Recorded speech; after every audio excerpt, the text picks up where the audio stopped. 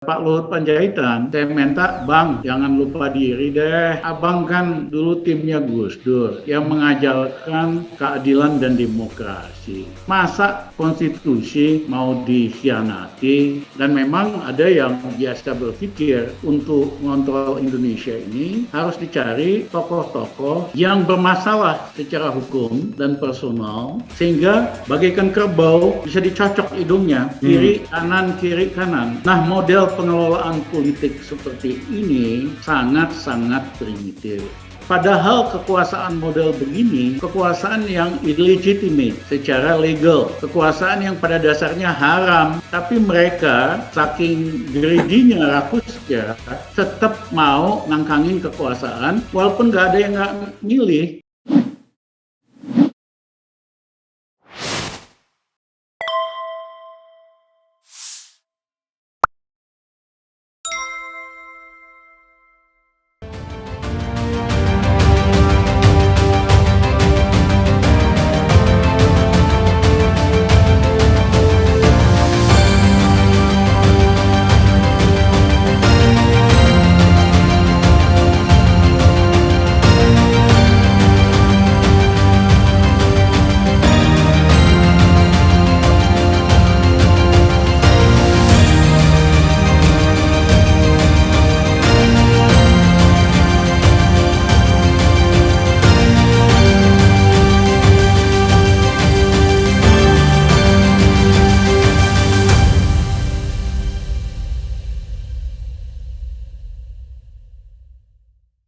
Dan ketahuan juga ternyata yang komandan operasinya ini, ya kan, kawan saya, si Bang Luhut, ya kan, walaupun udah bantah-membantah, tapi kayaknya bukti-buktinya itu semua mengatakan memang komandannya Pak Luhut Panjaitan. Saya minta, Bang, jangan lupa diri deh.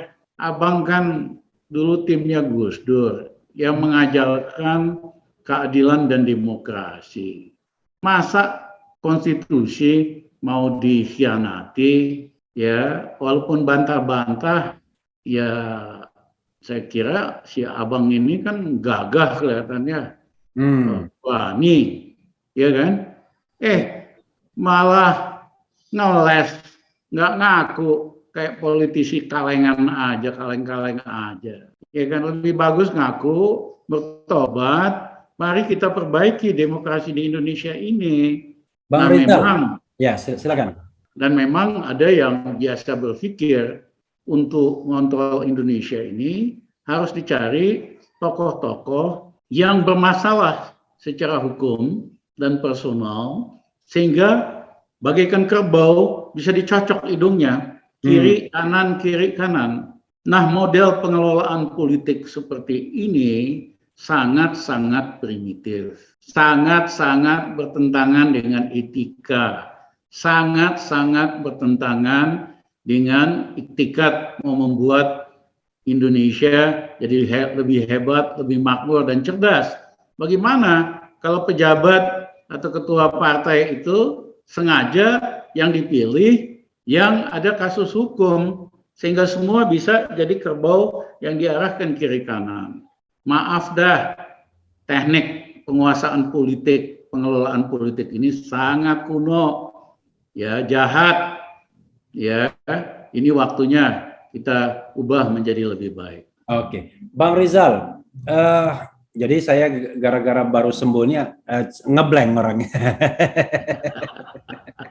ngeblank orangnya ya. Selain motif umum ya, motif umum adalah bahwa kekuasaan itu enak ya. Mungkin Bang Rizal bisa menggarisbawahi motif-motif yang jauh lebih khusus atau spesifik, sehingga perpanjangan masa jabatan itu perlu digelindingkan atau diorkestrasi dari belakang, walaupun belakangan tidak mengaku juga. Silakan Bang. Ya, kalau kita lihat petanya sehabis Jokowi, tidak ada calon presiden yang andal dari segi integritasnya bisa dipercaya, andal dari segi track record, andal dari segi kemampuan menyelesaikan masalah. Nah, kebanyakan orang-orang di sekitar Presiden Jokowi banyak memiliki masalah KKN. Mereka berhasil menumpuk kekayaan luar biasa besarnya, dan mereka takut kalau ada pimpinan baru bisa-bisa pada hilang semua itu. Ya, jadi perpanjangan konstitusi, perpanjangan 5 tahun nggak bisa, dicarilah jalan tengah dengan cara perpanjangan 3 tahun. Ini merupakan garansi buat pejabat-pejabat yang selama ini sangat korup, yang sama ini menyalahgunakan kekuasaan, agar mereka terlindungi. Dan yang kedua, mereka tetap bisa ngangkangin jabatannya. Anggota DPR nambah 3 tahun lagi, bupati, gubernur, anggota ketua MPR, DPR, dan sebagainya. Padahal kekuasaan model begini, kekuasaan yang illegitimate secara legal, ya, kekuasaan yang pada dasarnya haram, tapi mereka saking greedy-nya, rakusnya, tetap mau ngangkangin kekuasaan walaupun nggak ada yang nggak milih. Jadi kekuasaan itu betul-betul kekuasaan yang ilegal, yang illegitimate, yang haram.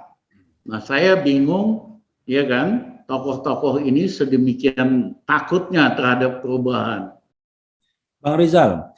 Nah, memang mereka selain itu mereka pikirkan sehabis Jokowi mesti dicari boneka baru yang bisa diatur-atur, yang bisa melindungi tindakan mereka yang koruptif dan melanggar hukum, ya. Tapi ternyata capres yang dijago-jagokan itu ketanggor di mana itu, di Wadas, ya kan? Ternyata kelasnya cuma segitu doang. Akhirnya semakin semangat ini, udahlah perpanjangin lagi karena calon boneka baru ini ternyata nggak hebat-hebat amat gitu. Bang Rizal, selain isu yang tadi kekhawatiran bahwa mereka akan bermasalah ya kalau ada kekuasaan baru yang tidak in favor kepada mereka ya. Isu-isu yang lebih spesifik seperti perpindahan ibu kota negara, kemudian proyek-proyek infrastruktur, kemudian juga barangkali dalam tanda kutip proyek-proyek COVID dan lain sebagainya, apakah itu juga bagian dari motivasi untuk memperpanjang masa jabatan karena kuenya kan toh belum habis begitu, dibagi-bagi atau diambil? Ya memang untuk ibu kota baru ini mereka udah anggarin buat 2 tahun yang akan datang nyaris 500 triliun. Kalau proyek infrastruktur minimum markup-nya itu kan 20%. Itu aja udah 100 triliun kok. Bakal jadi bancakan buat 2 tahun yang akan datang. Masa mau nambah lagi? Gila amat gitu loh. Padahal rakyat kita hampir semuanya lagi susah. Nah, logika itu justru harus dibalik, Refli. Pemerintah yang nggak becus, yang membiarkan korupsi terjadi secara masif dan KKN secara masif, yang bikin rakyat hidupnya susah, itu justru harus dipercepat, diselesaikan, bukan diperpanjang. Logikanya aja logika ngawur. Dan ada contohnya kan, ingat kan, Refli, pemilu itu tahun 97, ya kan? Ya. Kemudian setelah Pak Harto jatuh, kepilih Pak Habibie. Pak Habibie merasa bahwa legitimasi dia belum kuat, apalagi pada waktu itu banyak kalangan yang protes terhadap Presiden Jokowi. Ya udah, dia adakan pemilu dipercepat tahun 99, 2 tahun kemudian, dan ternyata memang istilahnya dukungan terhadap Pak Habibie jauh berkurang, tapi beliau hebat, beliau negarawan. Pak Habibie memutuskan untuk nggak maju lagi di pemilihan presiden di MPR.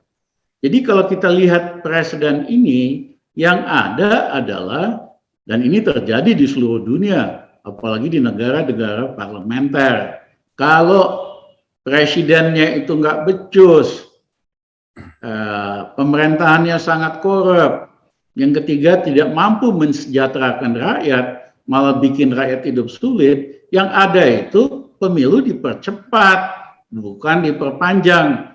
Dengan harapan kalau pemilu dipercepat akan terpilih pemimpin yang lebih baik, yang lebih hebat, yang legitimasinya lebih kuat, sehingga bisa memperbaiki keadaan ekonomi dan sosial.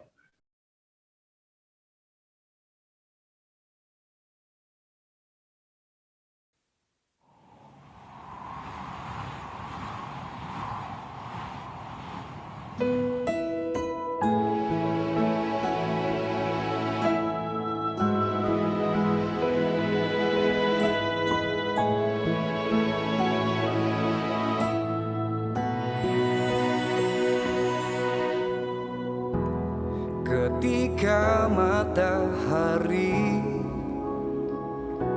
hanya di atas kepala, panas melelehkan padang yang luas, tak ada naungan, tapi Engkau pemimpin adil. Tuhan memberi kabar gembira, setiap manusia adalah khalifah di muka bumi ini, tapi Engkau khalifah dari khalifah, Kau dinaungi, Kau diselamatkan.